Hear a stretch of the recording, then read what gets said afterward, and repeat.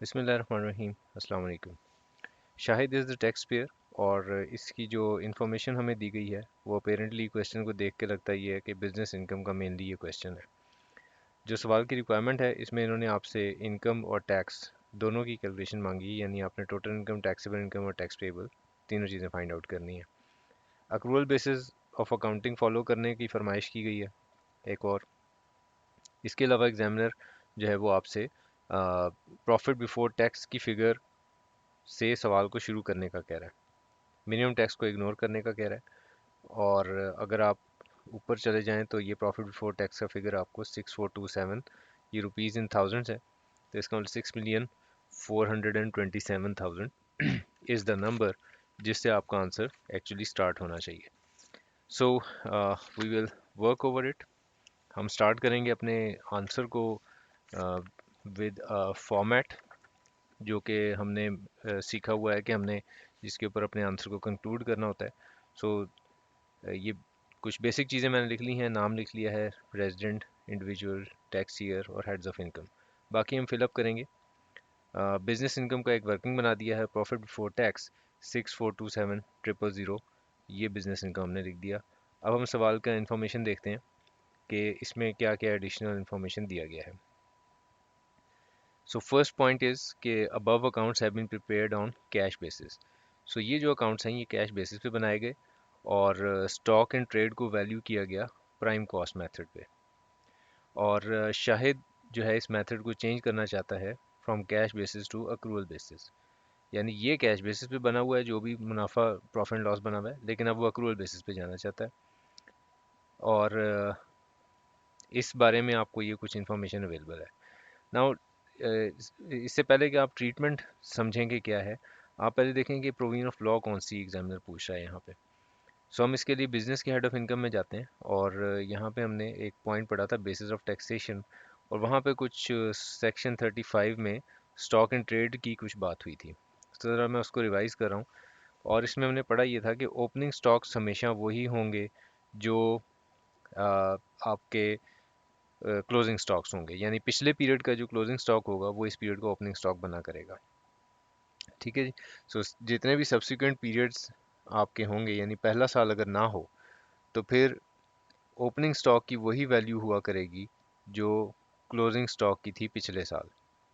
तो इसका मतलब ओपनिंग स्टॉक के बारे में तो कोई मसला नहीं है। और हमारे पास यहाँ पे सवाल में जो ओपनिंग बैलेंसेस दिए हुए हैं स्टॉक एंड ट्रेड के, इनमें तो कोई प्रॉब्लम नहीं है क्योंकि ये तो वही रहेंगे जो पिछले साल के क्लोजिंग स्टॉक्स थे। तो opening balances will remain the same. Again आपको ये चीज़ ध्यान में रखना है कि ये जो कॉस्ट ऑफ गुड्स सोल्ड है इसके अंदर हमने ओपनिंग और क्लोजिंग बैलेंसेस को इस्तेमाल किया हुआ है, राइट। और ये जो ओपनिंग और क्लोजिंग बैलेंसेस हैं, ओपनिंग बैलेंसेस हैं, ये इन्होंने दो डिफरेंट मेथड्स पे बताए हैं, एक प्राइम कॉस्ट पे और एक एब्जॉर्प्शन कॉस्ट मेथड पे। नाउ जो क्लोजिंग स्टॉक्स है उसके बारे में टैक्स लॉ ने कहा है कि आप इसको कॉस्ट और एनआरवी पे वैल्यू करेंगे, और अगर आपकी basis of accounting cash basis है तो फिर आप किसी भी मेथड पे अपने स्टॉक एंड ट्रेड को रिकॉर्ड कर सकते हैं, मार्जिनल और एब्जॉर्प्शन। लेकिन अगर मेथड ऑफ अकाउंटिंग अक्रूवल है तो फिर आपको सिर्फ और सिर्फ टैक्स लॉ ने इजाज़त दी है कि आप एब्जॉर्प्शन कॉस्टिंग को इस्तेमाल करेंगे। सो अब चूंकि हम अपना मेथड ऑफ अकाउंटिंग जो यहाँ पे इस्तेमाल हुआ था वो कैश बेसिस था, और अब हम अक्रूवल बेसिस पे यही इसी साल की कैलकुलेशन पहले कैश बेसिस पे बनी हुई है, अब हम इसी साल की कैलकुलेशन को अक्रूवल बेसिस पे ले जा रहे हैं। तो इसका मतलब ये है कि स्टॉक एंड ट्रेड को होना चाहिए है एब्जॉर्प्शन कॉस्टिंग पे। ठीक है जी। और कौन से वाला stock and trade absorption costing पे होना चाहिए? आपका क्लोजिंग बैलेंस। ओपनिंग बैलेंस तो वही रहेगा जो पिछले साल का क्लोजिंग था। तो पिछले साल का क्लोजिंग अगर आपने प्राइम कॉस्ट पे किया हुआ है तो ठीक है, ओपनिंग बैलेंस के बारे में टैक्स लॉ ने कोई इंस्ट्रक्शन नहीं दी हुई है कि आप अपने मेथड ऑफ अकाउंटिंग की बेस के ऊपर उसको चूज़ करें। क्लोजिंग स्टॉक के बारे में कहा हुआ है।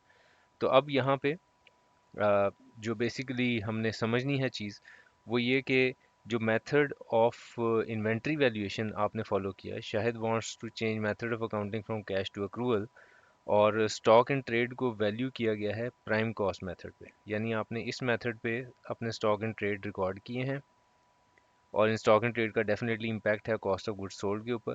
वो इम्पैक्ट अगर आपको समझ आ जाए तो फिर आप ये भी समझ सकते हैं कि हम इसको करेक्ट कैसे करेंगे। So we will first understand a little, मैं यहाँ पे थोड़ा सा एक्सप्लेन कर देता हूँ कि मेरे पास कॉस्ट ऑफ गुड्स सोल्ड बनते कैसे हैं। तो मेरे पास जितना ओपनिंग स्टॉक होता है उसमें मैं ऐड करता हूँ ड्यूरिंग द ईयर की जो भी मैन्युफैक्चरिंग है या प्रोडक्शन है, और माइनस करता हूँ इसमें से क्लोजिंग स्टॉक। तो ये बनता है कॉस्ट ऑफ गुड्स सोल्ड। ठीक है। सो इसका मतलब ये हुआ कि कॉस्ट ऑफ गुड्स सोल्ड में ओपनिंग स्टॉक्स जमा हुए हुए होते हैं और क्लोजिंग स्टॉक्स माइनस हुए हुए होते हैं। ठीक है। और नेक्स्ट चीज़ जो आपको अंडरस्टैंड करनी है वो ये कि अगर मेरे कॉस्ट ऑफ गुड्स सोल्ड में क्लोजिंग स्टॉक कौन सा पड़ा हुआ है, क्लोजिंग स्टॉक ये है क्लोजिंग स्टॉक, और कौन सा है, प्राइम कॉस्ट वाला है ना, प्राइम कॉस्ट वाला।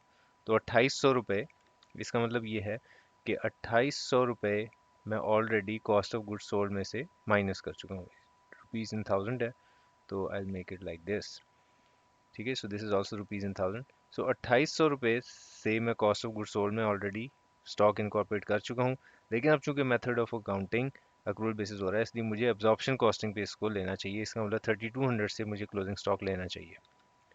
तो इससे क्या नतीजा निकला कि मैंने कॉस्ट ऑफ गुड्स सोल्ड में जो माइनस किया था 2800, ये अब नहीं चलेगा। एक्चुअली मुझे अब माइनस क्या करना चाहिए, जो एब्जॉर्प्शन कॉस्टिंग की वैल्यू है। एब्जॉर्प्शन कॉस्टिंग पे स्टॉक की वैल्यू 3200 है। ठीक है। So actually cost of goods sold में से 3200 हजार माइनस होना चाहिए। ठीक है। अब इसको करेक्ट कैसे करें, पहले आप ये देखें कि कॉस्ट ऑफ गुड्स सोल्ड का मेरे प्रॉफिट पे इम्पैक्ट क्या है। कॉस्ट ऑफ गुड्स सोल्ड हमेशा आपके प्रॉफिट में से माइनस हुआ है, ये आपका प्रॉफिट है और ये फिगर इसमें से माइनस हुई भी है। ठीक है। So cost of goods sold हमेशा प्रॉफिट में से माइनस होता है, और अगर ये 2800 रुपये कॉस्ट ऑफ गुड्स सोल्ड में से माइनस हुआ है तो इसका मतलब प्रॉफिट में क्या हुआ है, प्रॉफिट में ये वाला फिगर ऑलरेडी क्या हुआ हुआ है। अगर कॉस्ट ऑफ गुड्स सोल्ड से माइनस हुआ है तो इसका मतलब प्रॉफिट में ये ऑलरेडी ऐड हुआ हुआ है, ऑलरेडी ऐड हुआ हुआ है, इस प्रॉफिट के फिगर में ऑलरेडी ऐड हुआ हुआ है। इस पॉइंट को ज़रा अंडरस्टैंड कर लें अच्छे तरीके से कि ये जो 2.8 मिलियन है ये प्रॉफिट में ऑलरेडी ऐड हुआ हुआ है। क्यों मैं कह रहा हूँ ऐड हुआ हुआ है, इसलिए कह रहा हूँ क्योंकि cost of goods sold profit में से माइनस होता है, और कोई फिगर जो कॉस्ट ऑफ गुड्स सोल्ड की फिगर में से माइनस हुई भी है तो इसका मतलब प्रॉफिट में ऐड हुई भी है। ठीक है। सो अगर ये प्रॉफिट में ऐड हुआ है तो इसका इम्पैक्ट रिवर्स कैसे करेंगे, इसका इम्पैक्ट रिवर्स ऐसे करेंगे कि आप प्रॉफिट बिफोर टैक्स में से इसको माइनस कर दें। Closing stock under prime cost. So prime cost में जो क्लोजिंग स्टॉक है वो 2800,000 है। सो मैं इसको माइनस कर रहा हूँ ताकि प्रॉफिट में से इसका इम्पैक्ट ख़त्म हो जाए। ठीक है जी। और दूसरा मैंने क्या करना है कि इसका इम्पैक्ट इनकॉर्पोरेट करना है, क्योंकि ये अब सही स्टॉक की वैल्यू है। तो अब अगर इस स्टॉक की वैल्यू को मैं उठा के यहाँ पे रखूँगा तो इससे कॉस्ट ऑफ गुड्स सोल्ड क्या होगा, रिड्यूस होगा ना, क्योंकि माइनस होता है closing stock. Cost of goods sold को जो चीज़ रिड्यूस कर रही है वो प्रॉफिट को क्या करेगी, प्रॉफिट को इंक्रीज करेगी। ठीक है। सो प्रॉफिट को इंक्रीज करेगी, इसका मतलब मैं इस प्रॉफिट में ऐड कर देता हूँ closing stocks under absorption costing. ठीक है। सो एब्जॉर्प्शन कॉस्टिंग में जो वैल्यू है दैट इज़ 3200,000। सो ये हम ऐड कर देंगे, तो इस प्रॉफिट की फिगर को हमने ठीक कर लिया क्लोजिंग स्टॉक्स की जो हमने गलती की हुई थी उससे। सो क्लोजिंग स्टॉक का 2800 का इम्पैक्ट निकल गया, 2800 हजार का, और 3200 का इम्पैक्ट इनकॉर्पोरेट हो गया। ना इसको एक समझने का एक और तरीका ये भी हो सकता है कि जो भी फिगर, जो भी item cost of goods sold को रिड्यूस करे वो प्रॉफिट को इंक्रीज करता है। ठीक है। सो आपने ये वाला पॉइंट जेन में रखना है कि ये जो 2800 हजार था इसने कॉस्ट ऑफ गुड्स सोल्ड को रिड्यूस किया था, तो इसका मतलब ये कि प्रॉफिट को इंक्रीज किया था, मतलब ये कि प्रॉफिट में ऐड हुआ हुआ था, और उसको मैंने रिवर्स किया यहाँ पे माइनस करके। सो इस पॉइंट की ज़रा मुझे ज़्यादा फिगर होती है, ये आमतौर पर स्टूडेंट्स के लिए कंफ्यूजिंग होता है। सो आगे हम चलते हैं जी, ये हमने क्लियर कर लिया चीज़। Cost of goods sold includes, मज़ीद भी कुछ बातें हैं जी। Purchase of packing material 4,40,000 from Nasir Traders, और आपने विद होल्डिंग टैक्स डिडक्ट ही नहीं किया at the time of payment. अब अगर आपने at the time of payment withholding tax deduct नहीं किया तो फिर क्या करें। सो इसके लिए देखना पड़ेगा कि टैक्स लॉ क्या कहता है। टैक्स लॉ तो ये कहता है जी सिंपली कि आप ने अगर टैक्स विद होल्ड नहीं किया, डिडक्शन नॉट अलाउड में हमने पढ़ा कि all such payments will not be allowed as deduction, अगर एप्लीकेबल टैक्स एट सोर्स आपने डिडक्ट नहीं किया। लेकिन इसमें इन्होंने एक एक्सेप्शन दी है purchase of raw material and finish goods की, कि ये disallowed expense 20% of total purchases तक डिस लिमिटेड होगा। तो इसका मतलब ये जो आपने वायलेशन की, ये सारे का सारा एक्सपेंस डिसअलाउ नहीं होगा क्योंकि ये तो पैकिंग मटेरियल है, राइट। और 4,40,000 रुपये, ये सारे का सारा डिसअलाउ नहीं होगा, बल्कि इसका 20% डिसअलाउ हो जाएगा। जो एक्सपेंस डिसअलाउ हो जाता है इस मतलब ये कि प्रॉफिट में ऐड बैक करना पड़ेगा। सो पैकिंग मटेरियल ये डिसअलाउ हो गया है, तो इसको ऐड बैक करना पड़ेगा। लेकिन पूरा 4,40,000 आप नहीं करोगे ऐड बैक, बल्कि इसका 20% ही सिर्फ डिसअलाउ होगा। तो अगर आप 20% वर्कआउट करें तो इट विल बी 88,000। सो 88,000 आप एक्चुअली ऐड कर रहे होंगे यहाँ पे। नेक्स्ट आइटम इज के expenditure of freight charges 85,000, these are paid in cash for transporting goods from suppliers. So अगर आपने फ्रेट चार्जेस कैश में पे किए हैं तो क्या आपने कोई वायलेशन कर दी है, तो टैक्स लॉ से पूछेंगे। सो टैक्स लॉ आपको कुछ गाइडेंस देता है कि आप पेमेंट्स जो हैं वो करें बैंकिंग चैनल से। और इसमें इन्होंने इस कानून जो है बैंकिंग चैनल से पेमेंट करने वाला, इसमें एक्सेप्शन दी है किसको, फ्रेट चार्जेस को। सो कुछ हेड्स ऑफ एक्सपेंसेस हैं जिनके बारे में कहा है कि हाँ ये वाले एक्सपेंसेस आप पे कर सकते हो और कैश में पे कर सकते हो, कोई मसला नहीं है। तो इसका मतलब फ्रेट चार्जेस तो आप पे कर सकते थे इन कैश। तो इसका मतलब क्या हुआ, मतलब ये हुआ कि ये 85,000 आपने पे किया, ये अगर कैश में पे किया है तो कोई वायलेशन नहीं हुई क्योंकि ये तो परमिटेड है under the income tax ordinance.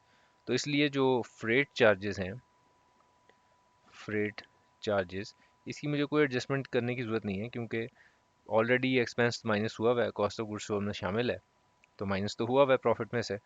और टैक्स लॉ ने भी इसके ऊपर कोई ऑब्जेक्शन नहीं किया, तो इसका मतलब ओके है। ऑपरेटिंग एक्सपेंसेस, सो ये जो ऑपरेटिंग एक्सपेंसेस दिए हैं इसके बारे में भी कुछ तफसील है, और वो क्या कि सैलरी आपने पे की 80,000 पर मंथ, और वो शाहिद के भाई को पे कर दी, who handle administrative matters of business. ना इसमें ये चीज़ आपने याद रखनी है कि अगर किसी रिलेटिव को आप तनख्वाह दे रहे हैं और वो वाकई बिजनेस का काम कर रहा है, तो उस तनख्वाह देने में कोई हर्ज नहीं है। सिर्फ वहाँ पे हर्ज होगा कि जब आप उसको एब नॉर्मल यानी मार्केट वैल्यूज़ के ऊपर उसको पैसे ना दे रहे हो। तो इट्सल्फ ये जो फैक्ट दिया हुआ है कि शाहिद के भाई को तनख्वाह दी गई, इसमें कोई बुराई नहीं है। भाई को दें, बाप को दें, बेटे को दें, स्पाउस को दें, कोई इशू नहीं है। अगर अंटर जब तक कि वो बिजनेस के लिए काम करे, खुद को नहीं दे सकते सैलरी। सोल प्रोप्राइटर अपने आप को तनख्वाह नहीं दे सकता, एओपी अपने पार्टनर्स को तनख्वाह नहीं दे सकता, लेकिन अपने भाई बहन बाप बेटे को तनख्वाह दी जा सकती है अगर वो बिजनेस का काम कर रहा है। सो यहाँ पे इस फैक्ट की वजह से कि वो अपने भाई को तनख्वाह दे रहा है, ये एक्सपेंस डिसअलाउ नहीं होगा। ठीक है जी। और बाकी जो इन्फॉर्मेशन दी हुई है इस तनख्वाह से मुतल्लिक, उसमें तो कोई वायलेशन नज़र नहीं आती। तो इसलिए भाई को जो सैलरी दी है उसमें कोई वायलेशन तो है नहीं। तो सैलरी टू ब्रदर, इसमें तो कोई इतराज़ नहीं है टैक्स लॉ को, तो इसलिए इसकी कोई एडजस्टमेंट करने की ज़रूरत नहीं है। Next item is expenditure of 9,50,000 incurred on development of a product which is expected to generate revenue for 5 years। एक खर्चा किया आपने 9.5 लाख का, लेकिन उसका फ़ायदा होना है 5 साल तक। सो रिकॉल करें ज़रा, मैंने आपको इंटेंजिबल्स की जब डेफिनेशन पढ़ाई थी तो मैंने कहा था दो बातें याद रखनी है इंटेंजिबल्स के केस में जो भूल जाती हैं अक्सर। एक तो ये कि कोई भी खर्चा जिसका फ़ायदा 1 साल से ज़्यादा हो, ठीक है जी, तो वो इंटेंजिबल होता है।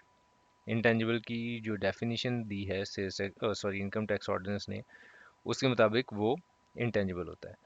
और दूसरा ये कि उसकी जो एमोटाइजेशन है वो नंबर ऑफ डेज़ की बेसिस पे होती है, अगर आपको डेट ऑफ परचेज उन्होंने बताई भी हो तो। ठीक है, सो ये दो बातें याद रखनी। सो अब यहाँ पे अब क्लियरली हमें नज़र आ रहा है कि ये जो 9.5 लाख रुपए आपने खर्च किए हैं, ये तो एक इंटेंजिबल है और इसका बेनिफिट 5 साल के लिए है।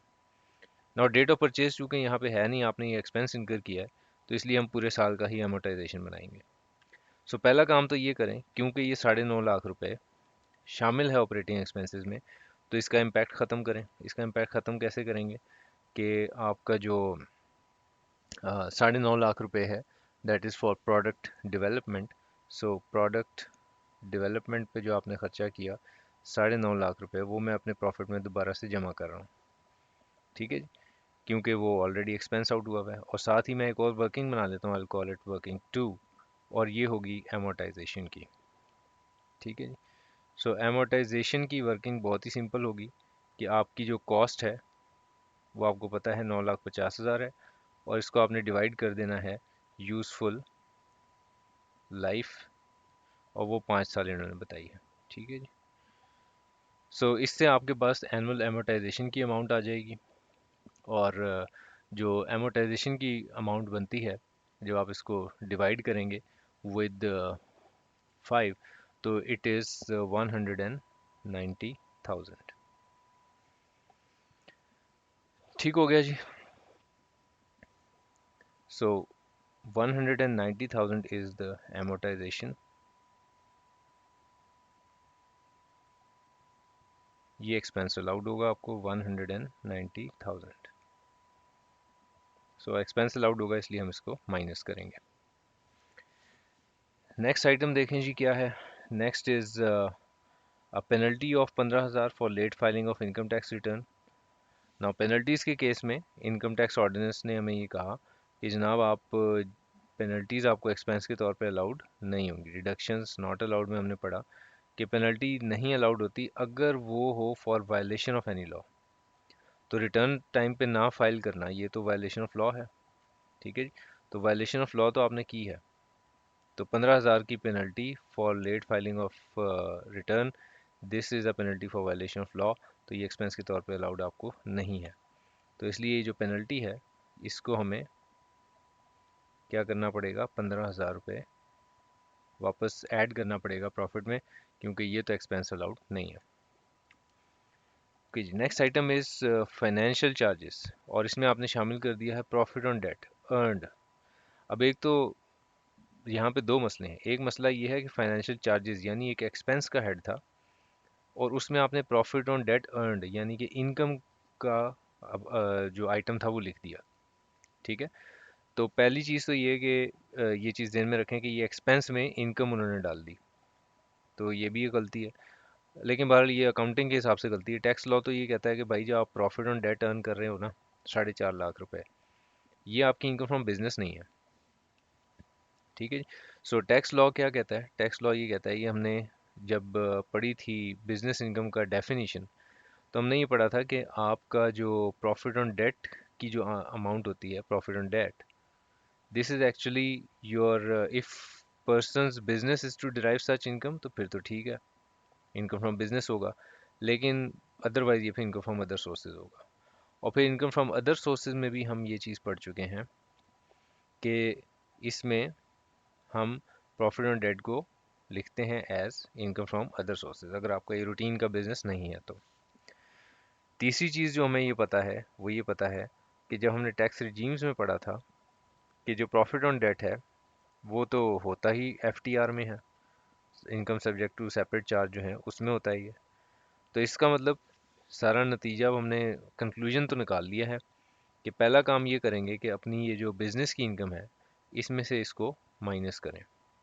सो माइनस करें प्रॉफिट ऑन डेट, पहले यहाँ से तो निकालो ना।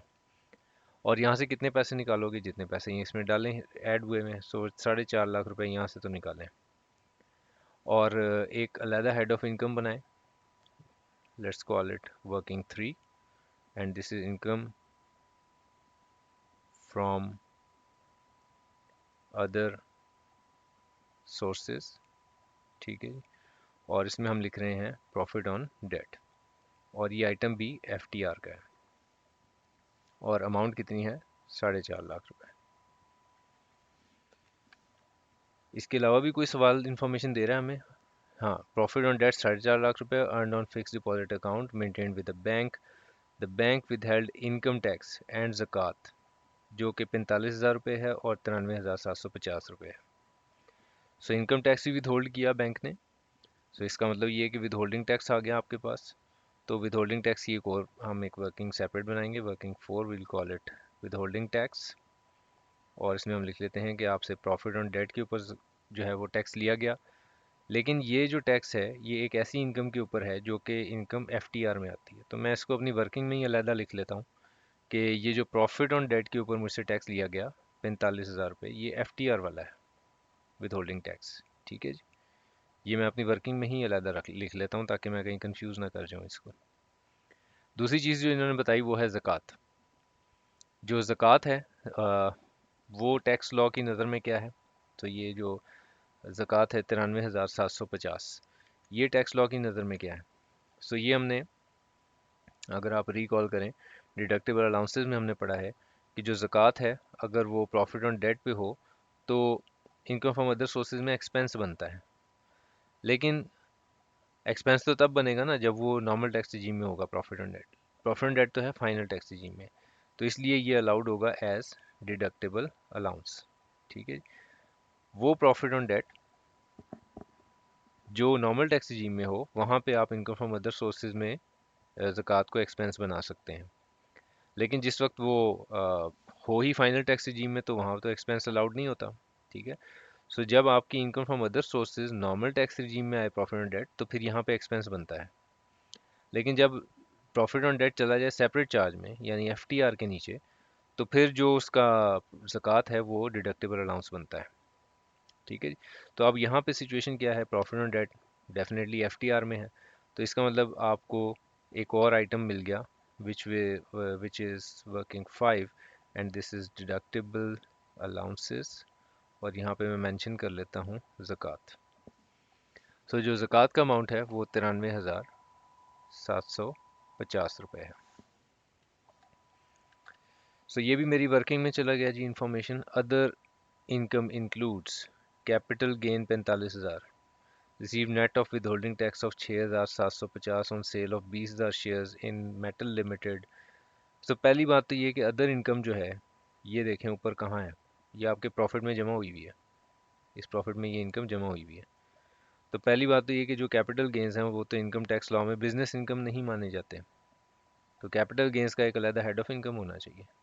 तो पहली करेक्शन तो आप ये करें, वो ये करें कि आप बिजनेस के हेड ऑफ इनकम से कैपिटल गेंस को तो निकालें ना। ठीक है, सो कैपिटल गेंस को आप माइनस करें, कैपिटल गेंस को आप माइनस करें। सो कैपिटल गेंस कितने हैं, 45,000 रुपये के। सो हम इसको यहाँ पे माइनस कर देते हैं। ठीक है जी, और इसको किधर फिर लिखेंगे, अगर यहाँ से निकालेंगे तो इसका मतलब ये कि इसके लिए एक अलग हेड ऑफ इनकम बनाना पड़ेगा, and I call it working 6। ठीक है जी, तो वर्किंग 6 में मैं लिख रहा हूँ capital gains. So capital gains जो है वो किस पे हैं, शेयर्स इन एमएल, राइट, और ये 45,000 रुपये है।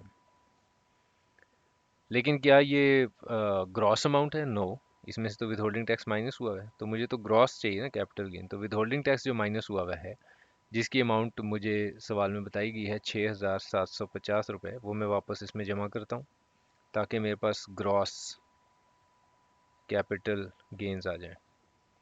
ठीक है, सो ग्रॉस कैपिटल गेन्स मेरे पास आ रहे हैं 51,750। डन हो गया जी। सो अब मेरे पास जो विद होल्डिंग टैक्सेस हैं, विद होल्डिंग टैक्सेस की जो मैं वर्किंग बना रहा हूँ, उसमें भी मुझे इसको मेंशन कर लेना चाहिए कि जो कैपिटल गेन्स के ऊपर विद होल्डिंग टैक्स है वो सेपरेट ब्लॉक ऑफ इनकम है, सिक्योरिटीज़ का है, और इसके ऊपर जो अमाउंट है वो 6,750 है। ठीक है, सो विद होल्डिंग टैक्सेस में मैंने अलहदा से मेंशन कर लिया, उसका कॉलम अलहदा रखा है क्योंकि ज़ाहिर है सेपरेट ब्लॉक ऑफ इनकम को सेपरेट ही शो करना होता है। अच्छा जी, उसके बाद नेक्स्ट आइटम है हमारे पास rent of rupees 9,80,000 receive from agriculture land in Badin, no withholding tax was deducted at the time of receipt. अगर आपको रेंट मिल रहा है तो ये इनकम कौन सा है, पहले तो ये देखें।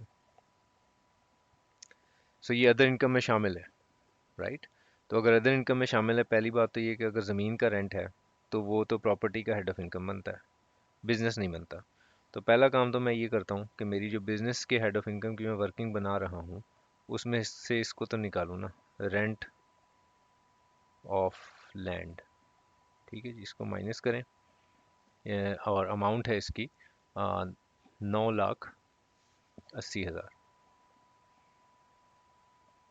सो इसको तो माइनस करें। अब इसको लेकर कहाँ जाना है, किधर लेकर इसको घूमते फिरते रहें, इसके लिए एक अलहदा हेड ऑफ इनकम होना चाहिए, वो प्रॉपर्टी का है। ठीक है। सो वर्किंग 6 से आगे आ जाएगा working 7, and this is property income. Rent of agriculture land 9,80,000।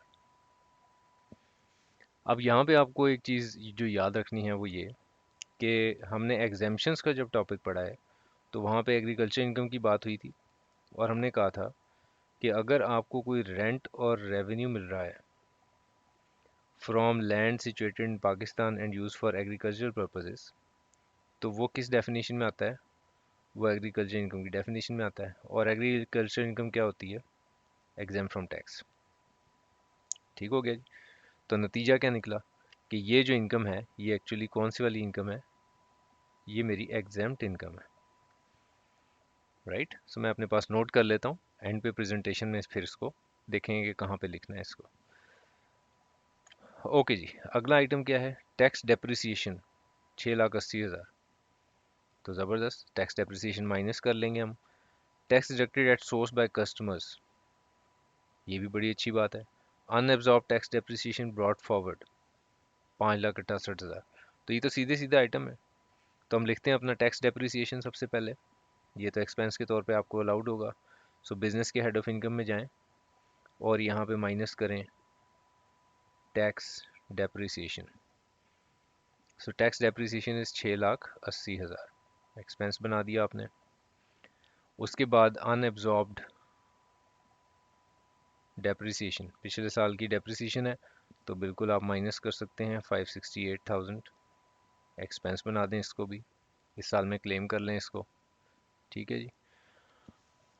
Okay. सो एक विदहोल्डिंग टैक्स की भी अमाउंट थी बाय कस्टमर्स जो कि 8,75,000 है। सो विदहोल्डिंग टैक्स की तो आपने वर्किंग बनाई भी है, अगर आपको याद हो तो। सो विदहोल्डिंग टैक्स की आपने वर्किंग बनाई भी है। सो फ्रॉम कस्टमर्स, सो ये तो नॉर्मल टैक्स रिजीम से रिलेट करता है 8,75,000। ठीक हो गया जी। ओके। और सवाल की इंफॉर्मेशन देख लें, सवाल की सारी इंफॉर्मेशन मेरे अब वर्किंग्स में आ चुकी भी है। सो अब हम एक एक करके अपनी वर्किंग्स को क्लोज करेंगे, and we will take the figures to our main answer. So we start from the end. आखिरी जो वर्किंग थी हमारी कौन सी थी जी? आखिरी वर्किंग थी प्रॉपर्टी इनकम।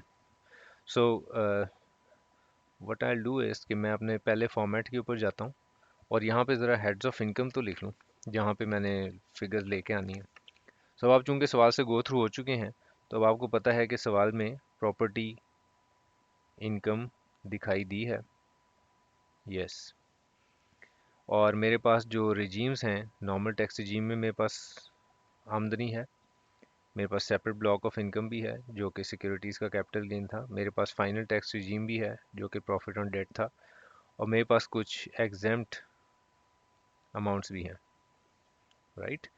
सो मेरे पास जो हेड्स ऑफ इनकम है वो प्रॉपर्टी है, और मेरे पास बिजनेस का हेड ऑफ इनकम है सवाल में, मेरे पास कैपिटल गेन्स हैं, और मेरे पास इनकम फ्रॉम अदर सोर्सेज भी है। ठीक हो गया जी। अब ज़रा अपनी वर्किंग्स पे जाते हैं और उनसे फिगर्स जो हैं वो एक एक करके अपनी मेन वर्किंग पे ले आते हैं।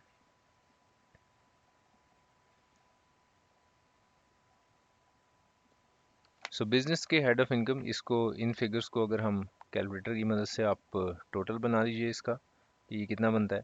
So what I have here is 4,967,000। So this is coming from working one, तो मैं अपनी वर्किंग वन यहाँ पे लिखता हूँ, और 4,967,000। This is coming from working 1। ठीक हो गया जी। अगली वर्किंग देखते हैं हमारी कौन सी है। नेक्स्ट वर्किंग इज़ एमोटाइजेशन, ये ऑलरेडी जा चुका है। वर्किंग 2 का फिगर है 1,90,000। सो बेहतर होगा कि मैं यहाँ पे वर्किंग 2 का रेफरेंस डाल दूँ। उसके बाद मेरे पास income from other sources 4.5 lakh, एक ही फिगर है, FTR में जाएगा। So working from working 3, so I will say working 3 FTR में 4.5 लाख। ठीक हो गया जी। Next is coming from withholding taxes. ज़बरदस्त, तीनों रिजीम्स के हमारे पास फिगर्स मौजूद हैं, 8,75,000, 6,750 और 45,000। तो बहुत ही आसान है, इसको अपनी वर्किंग को ज़रा मज़ीद आगे बना लेते हैं। ये जो हमारी मेन वर्किंग है, सो यहाँ से आगे मैं वर्कआउट करूँगा टोटल इनकम, जिसमें से फिर मैं माइनस करूँगा डिडक्टेबल अलाउंस, जिससे बनेगा टैक्सेबल इनकम। टैक्सेबल इनकम के ऊपर फिर हम टैक्स रेट लगाएंगे और बनेगा टैक्स इम्पोज्ड,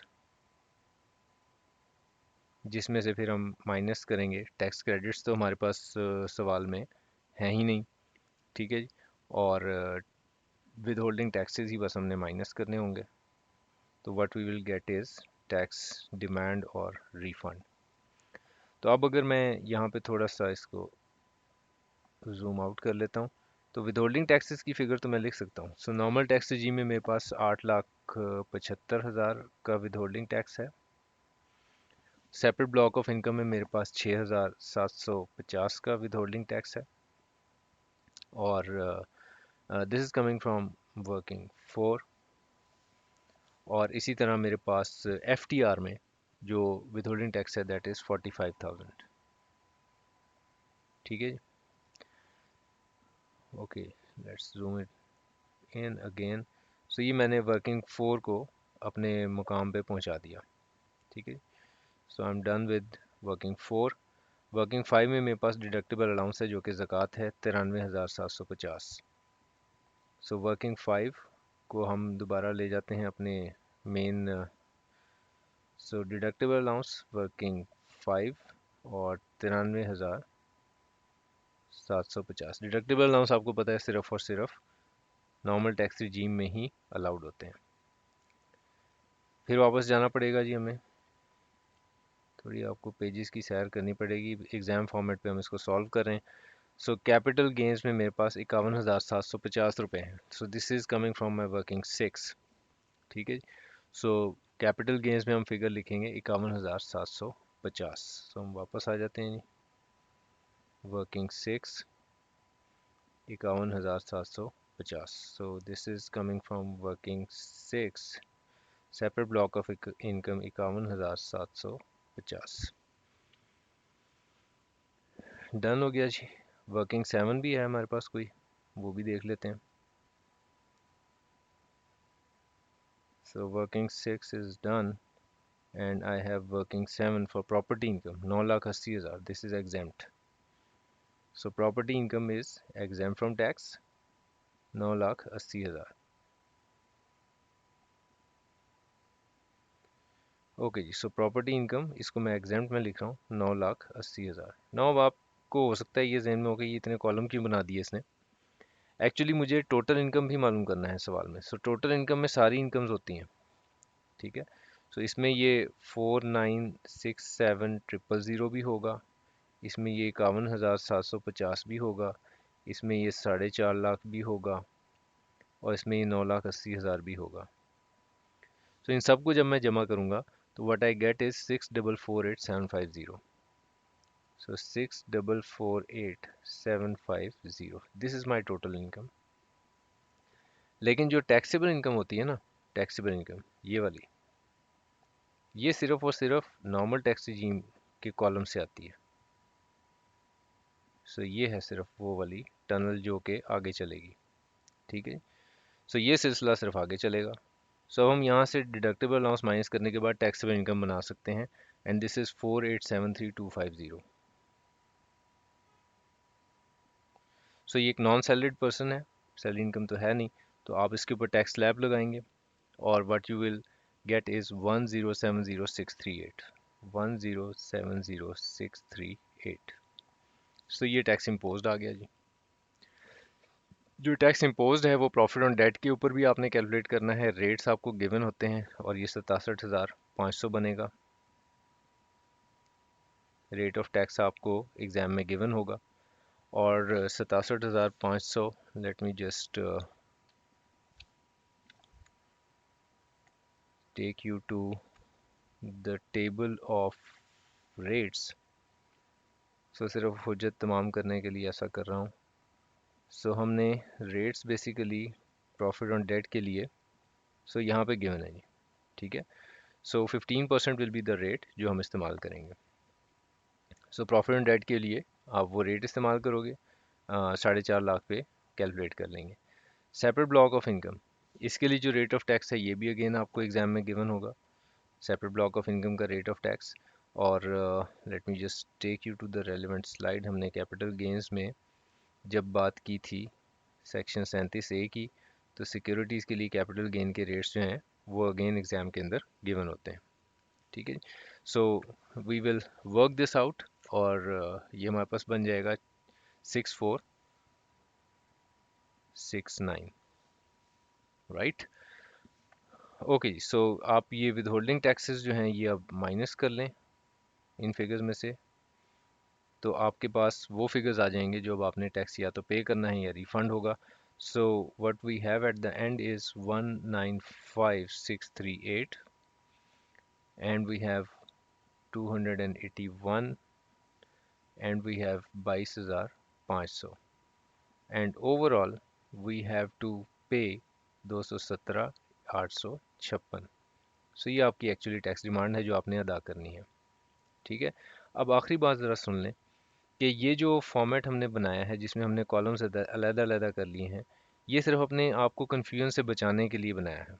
अगर आप कॉलम अलग कर दें नॉर्मल टैक्स रिजीम का, सेपरेट ब्लॉक ऑफ इनकम का, फाइनल टैक्स रिजीम का और एग्जाम्प्ट इनकम का, तो आपको ये कैलकुलेशन बड़ी स्ट्रेट रहती है। अगर इसमें फ़र्ज़ करें कहीं पे टैक्स क्रेडिट्स आ जाते, तो फिर हमने उस टैक्स क्रेडिट की कैलकुलेशन में कहीं पे भी इनको तो लेकर ही नहीं आना था, इनका तो कोई वास्ता ही नहीं था ना।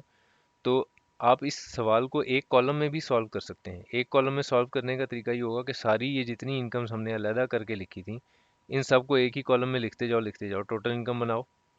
फिर उसके बाद इन सबको एक एक करके निकालो, 9,80,000 को माइनस करो, इसको माइनस करो, इसको माइनस करो, और फिर कहो जी अब ये टैक्सेबल इनकम बन गया है। फिर टैक्सेबल इनकम के ऊपर रेट कैलकुलेशन करो, फिर टैक्स इम्पोज निकालते हुए दोबारा सेपरेट ब्लॉक ऑफ इनकम का टैक्स अलहदा कैलकुलेट करो। तो सिंगल कॉलम में भी हो सकता है सॉल्व, लेकिन वो थोड़ा सा मेरी ख्याल में अंडरस्टैंडिंग के लिए थोड़ा कंफ्यूजिंग होता है। तो अगर आप इस तरह से अलग-अलग कॉलम बना लेंगे तो उसमें आप चांसेस हैं कि आप कंफ्यूज ज़रा कम होंगे। Okay, so this is it. इसमें अब अगर आपका कोई सवाल होगा तो हम उससे बात करेंगे। Thank you very much, take care.